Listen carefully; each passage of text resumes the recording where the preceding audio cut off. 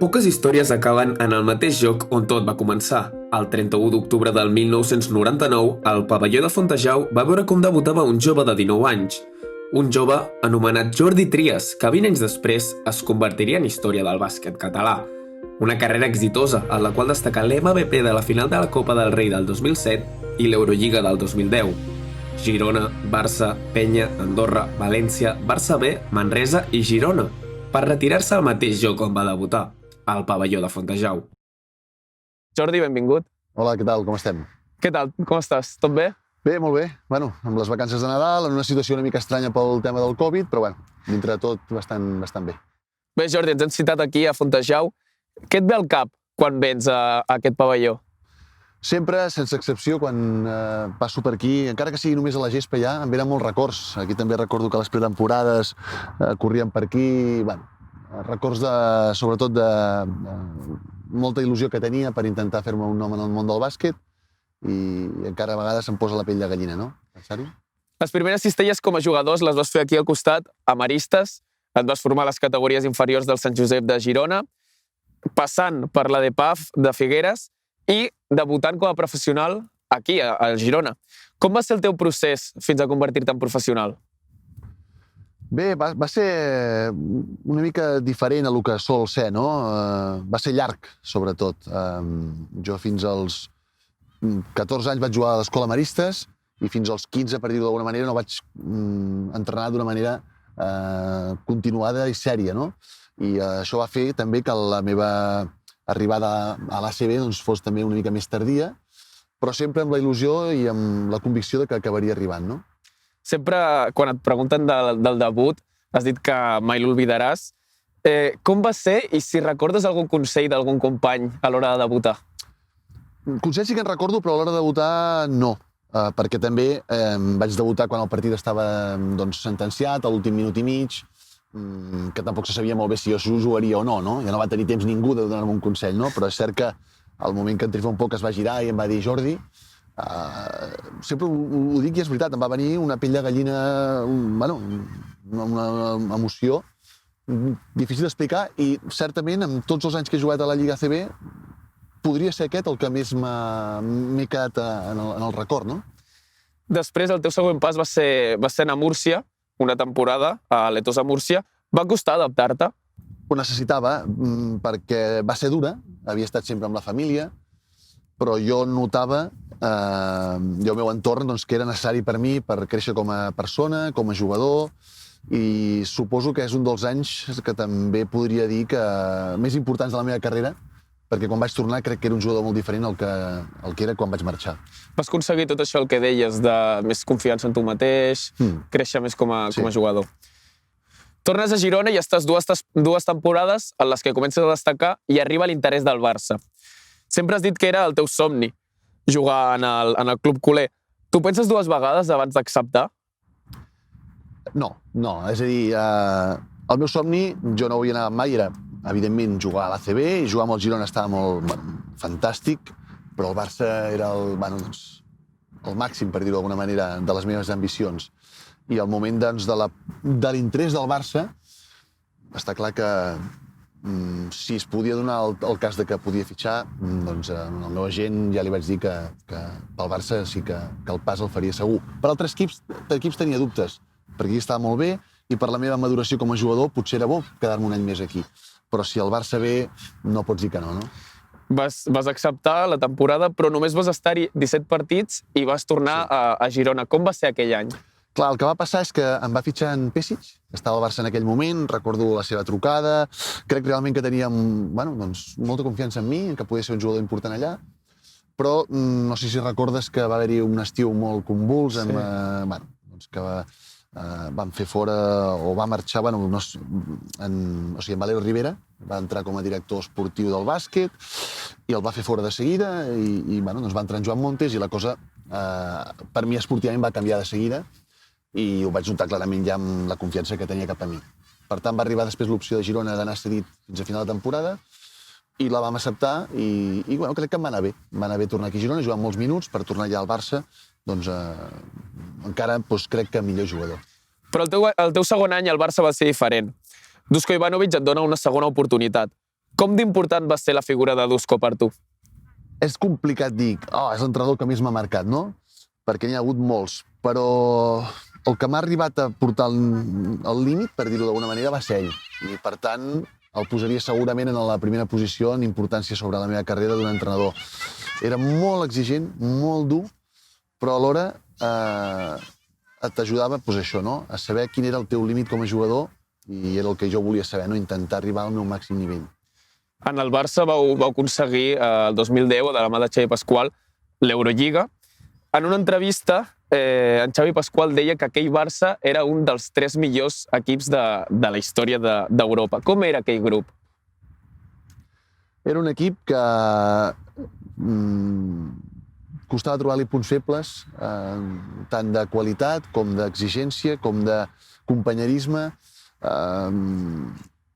Jo sempre dic que fins aquest any sempre deia que quan es parla molt de que és molt important fer unió en un vestuari, jo deia que tampoc era tan important, perquè al final jo sempre deia a mi porten bons jugadors i bons entrenadors i guanyarem, no? Però aquest any, curiosament, de la meva carrera el posaria com el primer que hi havia més unió i més amistat. De fet, el dia d'avui encara tenim una gran relació i casualment és l'any que vam guanyar l'Eurolliga. Per tant, a partir d'allà canvio sempre una mica el meu discurs i realment em vaig donar que la importància del vestuari és no important, sinó importantíssim. En una entrevista que et van fer com a jugador de la Penya, deies que un dels entrenadors que més destacaves era Xavi Pasqual. Amb ell vas guanyar una Eurolliga i vas ser MVP de la final de Copa del 2007. Amb ell vas assolir el teu nivell més alt de joc? Amb qui? Amb en Xavi Pasqual? Jo diria que és amb Dusko Ivanovic, realment. L'Ivanovic va ser el que em va donar més minuts, més importància. En Xavi Pasqual crec que és un gran entrenador, també el posaria entre els de dalt, però a mi individualment crec que em va ajudar més Ivanovic, ja que amb Xavi Pasqual vaig tenir menys minuts, menys importància. És veritat que hi havia un equip amb molta qualitat, segurament dels 2 o 3 millors de la història del Barça, però aquest rang el posaria abans en Dusko Ivanovic. Arriba al final de la teva etapa en el Barça, va ser dur dir adeu? Sí, com a culer que soc, doncs home, saps que un dia arriba, no? Però sempre esperes que sigui el més tard possible. Bueno, me'n vaig anar pensant també que havia passat moltes coses bones allà, però el moment de marxar, lògicament, va ser una mica dur, perquè també deixava molts amics, que al final sobre clubs i tot podem parlar, però l'amistat i la gent que havia passat tanta estona, doncs és el que et queda, no? Després dels teus millors anys a nivell de títols, arribes a la Penya en una situació de crisi del club. Van haver-hi molts moments durs, però, a part, en aquella etapa, recordes alguna cosa positiu? Sí, sens dubte. El primer any, per exemple, ens van classificar per la Copa del Rei, vam fer una primera volta molt bona. El que és cert és que el tema econòmic pesava, el joventut ho passava malament a l'hora de pagar les nòmines als jugadors, l'equip estava, doncs, clar, lògicament, en aquest aspecte no és l'ideal per poder assolir els objectius, perquè no pots estar només concentrat en el que importa, que és l'esportiu, no? En el que vols estar concentrat. Però, sens dubte, tinc bons records del joventut, tot i que de la meva trajectòria no és, evidentment, l'equip que tinc més bon record de com em va anar. Sempre has destacat de la Penya la cantera, com la treballaven. Què és el que més et va impactar? Mira, el que em va impactar més és ja des del primer dia, tu per anar a entrenar amb el primer equip a la pista principal, doncs passes per les pistes annexes. I em cridava l'atenció que fos festiu, fos un dia diari, fos qualsevol moment, sempre veies entrenadors fent tècnica individual a jugadors de la cantera en qualsevol moment, i allà ja te'n donaves compte que estaves en un club totalment volcat en la cantera, no? I realment és el que fa especial aquest club, que tenen aquesta, no diré obsessió, perquè obsessió sona malament i és el contrari, no? Aquestes ganes de que la gent de la cantera pugui arribar a complir el somni de jugar a la Penya. A mi una cosa que em va cridar molt l'atenció era l'anècdota que explicaves de quan vas anar a fer les proves a la Penya, a Cadet, que allà t'anaven separant, no? Tu deies que tenies 90, t'anaven separant en grups, fins que només quedàveu 2. Allà et vas donar compte que tenies alguna cosa especial? Allà és on, no sé si per primer cop, perquè costa dir el primer, no? Però podria ser el primer cop que vaig pensar que sí, que si em veia gent important, d'un club important com el Joventut, possibilitats, és que realment doncs, els podia tenir. És això que dius, no? Jo recordo que hi havia molts nens i quan ens separaven jo sempre pensava, ara aquest és el grup que em toca doncs, a dir adéu, perquè jo encara era alt, prim, però encara era descoordinat, poc fet, i hi havia nois que jugaven millor que jo. Però doncs, sempre veia que anava passant i al final doncs, sí que és cert que em va donar un vot de confiança i cap a la meva persona per poder pensar que podia arribar. I al final no es van equivocar. Al final doncs, estic content de com ha anat i sí, és curiós, perquè a més, quan jo vaig arribar a la penya hi havia en Jordi Martí, que ara és el director esportiu, i aquesta conversa doncs, la vaig tenir una mica amb ell, no? que recordava el dia de les proves, ell també se'n recordava de mi, i això, no? que m'anava sorprenent el que anava passant totes les fases i que, doncs això, que em veien doncs, que tenia possibilitats en un futur, no en el present en aquell moment. Llavors, acaba la teva etapa a la penya, rescindint el contracte, i t'arriba una oferta de, si no recordo mal, de Teheran, pot ser? Correcte. Veig que estàs ben informat, Sí. Has fet els deures. Em va cridar molt l'atenció perquè deies que t'oferien un dineral i com de prop vas estar d'acceptar-la? Mira, et seré franc. Vaig estar bastant a prop fins que vaig trucar a un jugador que hi havia jugat, que es diu Diego Fajardo, que havia estat a la Lliga ACB, va estar a Itàlia, i vaig pensar, Jordi, si guanyaràs diners allà però no seràs feliç, no? La cultura d'allà, les coses que em deia, no m'hi veia. I al final doncs, vaig tirar per Andorra, que lògicament vaig cobrar menys diners, però pensava que seria més feliç i crec que no em vaig equivocar. A part d'aquesta oferta de Teheran, vas tindre alguna altra oferta de fora d'Espanya? En aquest instant? En la teva etapa. O sigui, si t'hagués agradat jugar algun any fora d'Espanya. Vaig tenir ofertes fora d'Espanya, època sobretot després de ser MVP de la Copa del Rei. Vaig tenir una oferta de Rússia en aquell moment, el Khimki. Però, francament, si algun moment he tingut ganes de jugar fora, va ser a les parts finals de la meva carrera, però llocs una mica més selectius, no Teheran, que no m'ha cridat molt l'atenció. Però durant la meva trajectòria anterior jo tenia ganes de jugar al Barça i no em plantejava marxar. Arribes a Andorra on tornes a ser protagonista. MVP de l'Aleport, MVP de la Copa Princesa i l'ascens. Va ser un any de reivindicació? Sí, va ser un any de tornar-me a sentir, no sé si dir jugador, però a gust totalment amb la meva professió, sense que no importés res més que només fos el bàsquet. El Joventut, per una cosa o per l'altra, em semblava que havia doncs, no sé si barallar-me és la paraula, però estar complementant altres coses que no només eren bàsquet, i amb l'Andorra vaig enfocar-me només en el bàsquet i em vaig sentir totalment lliure i feliç de poder jugar a bàsquet, i realment crec que vaig fer un gran any i va sortir tot ideal, rodó, perquè vam pujar, crec que vaig tenir un bon any, l'equip també, la meva dona i jo vam estar molt feliços a Andorra, i un any dels macos de la meva carrera. Després d'aquest any, t'arriba una oferta de València i estàs allà després de les 2 temporades t'arriba l'oferta de València, tens bones actuacions però no tens molts minuts. Sí. El teu any com a taronja, com el valores? A veure, jo ja vaig anar... En Pedro em va dir que tenia un... Jo sabia amb quin paper anava allà, quin rol, ja tenia 35 o 36 anys, tenia l'oportunitat de tornar a estar a un equip d'alt nivell, segurament després del Barça l'equip amb més nivell que he jugat mai, i a més hi havia jugadors allà com San Emeterio, Rafa Martínez, Guillem Vives, que ja eren amics i la meva adaptació allà era molt més fàcil. I també tinc un bon record, tot i que al final és cert que ningú em va enganyar, jo sabia que anava allà amb un rol en menys minuts, però tot i així, el dia a dia se't fa complicat entrenar cada dia sense saber que al final del partit tindràs la teva oportunitat per jugar, no? Per tant, en aquest aspecte al final ho vaig passar més malament del que em pensava que ho podia passar. Decideixes retornar a l'Aleport, en aquest cas amb el Barça B. Què et porta a prendre aquesta decisió? Sí, jo ja estava pensant en la retirada en aquest instant, ja no volia marxar fora de casa, en aquell moment ja tenia una filla, una altra estava en camí i volia quedar-me a prop. El Barça era aquell moment el que considerava més adient, estar amb gent de la cantera, a un club on em sento molt identificat, i crec que va ser un any totalment diferent als altres anys que he tingut com a professional, amb una pressió diferent, més per ajudar els companys i els joves una mica a veure què és el professionalisme, que amb els resultats immediats. i bueno, doncs encara tinc contacte amb molts d'ells que vaig estar allà al Barça, no?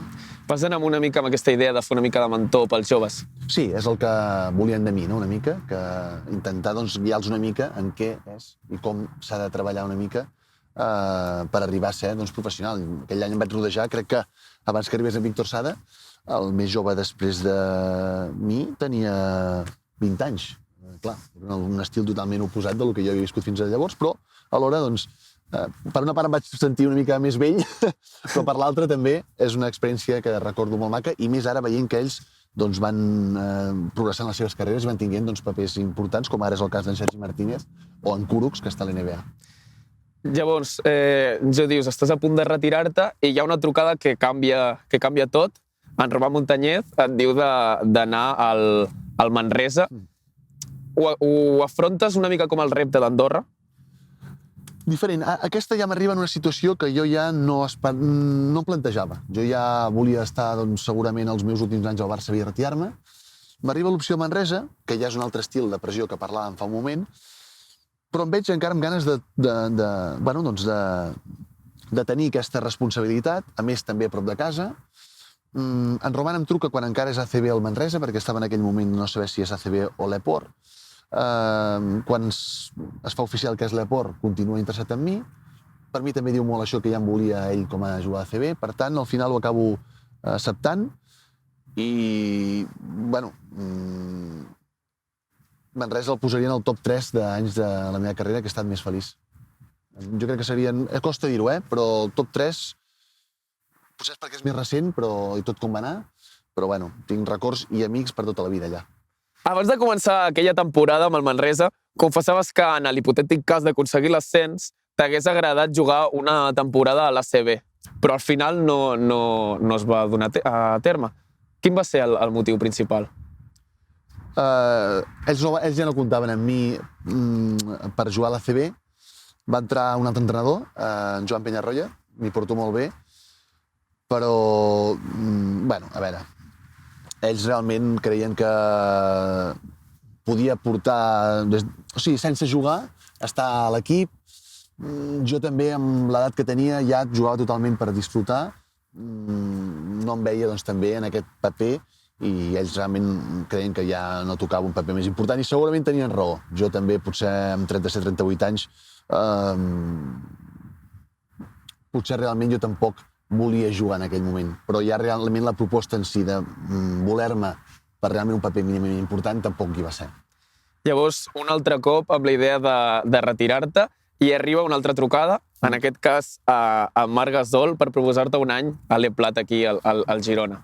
Sí, realment aquesta és la vegada que vaig estar ja més a punt de retirar-me, no vaig començar la temporada amb cap equip, i bueno, Marc em va trucar i enviar missatges constantment. Em volia molt a l'equip. Jo aquesta vegada sí que és veritat que tenia molts dubtes, a més amb un estiu ja tan llarg de no començar la temporada. I bé, vam quedar que aniria a entrenar amb l'equip i a partir d'aquí ja decidiria. Vaig entrenar amb l'equip, vaig trobar un equip que era molt maco, amb bons nois, bona gent, i finalment vaig accedir a jugar l'última temporada aquí a Girona. Havent viscut la desaparició del Girona a l'elit del bàsquet, t'havies imaginat mai retirar-te aquí? Clar, després d'haver viscut aquesta desaparició, no. Abans sí, no? Abans sempre pensava, quan estava a la CEO, m'agradaria acabar aquí a Girona, com vaig començar, no? Que, ostres, sempre jugar davant de la teva gent, amics a la grada, família, és maco, no? I ara realment ho vaig poder viure. I, bueno, crec que és una bona manera de tancar el cercle, no?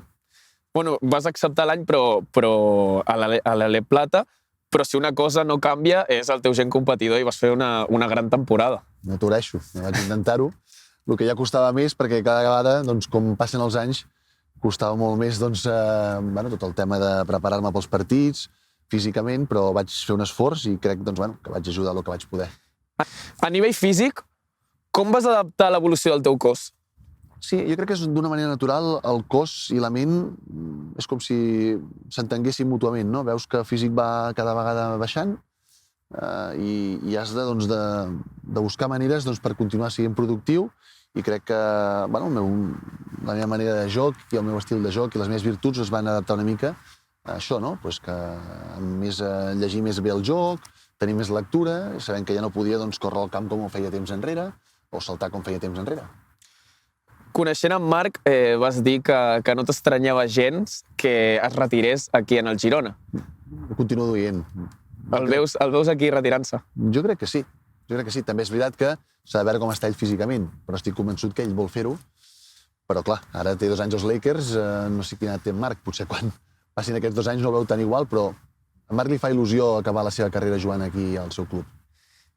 Tornarem a veure el Girona a la CB? Sí, sens dubte. En Marc crec que ho acabarà aconseguint.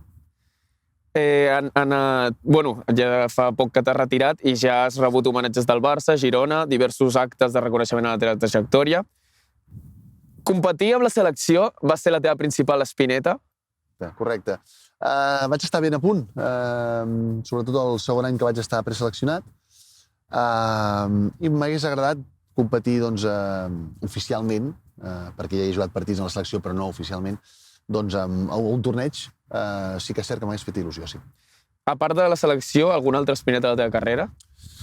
Home, a veure, sí que hi ha espines a la carrera, potser decisions que vaig prendre un moment de fitxar per un equip o no fitxar per un altre, saps? Allò que dius, aquestes coses sí que a vegades hi has pensat, però un cop prens la decisió has de pensar que és la que havies de prendre, però espines així marcades clarament, ara mateix no me'n ve cap. Llavors tornaries a seguir tots els passos que has fet a la teva carrera? A veure, a l'hora de fitxar per algun equip, tampoc falta aprofundir molt, però he tingut alguna proposta en algun moment que vaig acceptar o no i ho havia fet. Segurament sí que m'arrepenteixo d'algun moment puntual d'una decisió com aquest tipus. Però a part d'això, després d'un cop he estat als equips, tot el que he intentat fer per l'equip, no m'arrepenteixo de res. Crec que vaig ser sempre un jugador del club intentant fer el millor per l'equip. Ja t'hem vist retransmetent partits a Barça TV, col·laborant en els campus de la Federació Catalana de Bàsquet. El teu futur seguirà vinculat al món del bàsquet? A veure, ara intento una mica agafar-m'ho des d'una mica més lluny, no? I fer-ho en plan totalment hobby i coses que només em vinguin de gust amb el tema del bàsquet, no? I el tema de ara mateix fer els partits pel Barça TV o el programa de ràdio que tinc a Catalunya Ràdio, doncs m'omplen i m'ajuden a estar encara involucrat, perquè al final, quan portes tants anys fent una cosa i sents com que és la teva vocació, separar-te'n de cop és molt difícil. Per tant, la meva idea seria continuar vinculat al bàsquet i no sé si d'aquí un temps, potser d'una manera més directa encara. En alguna pregunta que t'han fet sobre el futur, deixaves oberta la porta a entrar a la política. Encara és una cosa que et ronda pel cap? Bueno, jo crec que ho vaig dir en broma. Em donaven... Potser que... On tu vas... A una entrevista a l'Esportiu. Una entrevista a l'Esportiu. Bueno, a veure, era en plan de si això podia portar d'una manera directa el tema de l'independentisme, que jo realment m'agradaria poder assolir la independència d'una manera ordenada, això sí que és cert, amb un referèndum ben fet, però jo tampoc crec que tingui les qualitats per ser un bon polític. Però si et donessin algun paper en algun partit, acceptaries? Depèn de la importància que tingués en aquest paper, no? Si és per un tema de portar com un gra de sorra, sí. Si és per involucrar-m'hi massa, crec que no sóc la persona ideal perquè, com et dic, no tinc cap experiència política. Bueno, doncs fins aquí l'entrevista. Moltes gràcies, Jordi, per acollir-nos. Ha estat un plaer i espero que et vagi tot molt bé i que ens veiem aviat. El mateix dic, espero que us aneu expandint amb el tema de l'últim quart i ja us aniré seguint. Una abraçada. Moltes gràcies.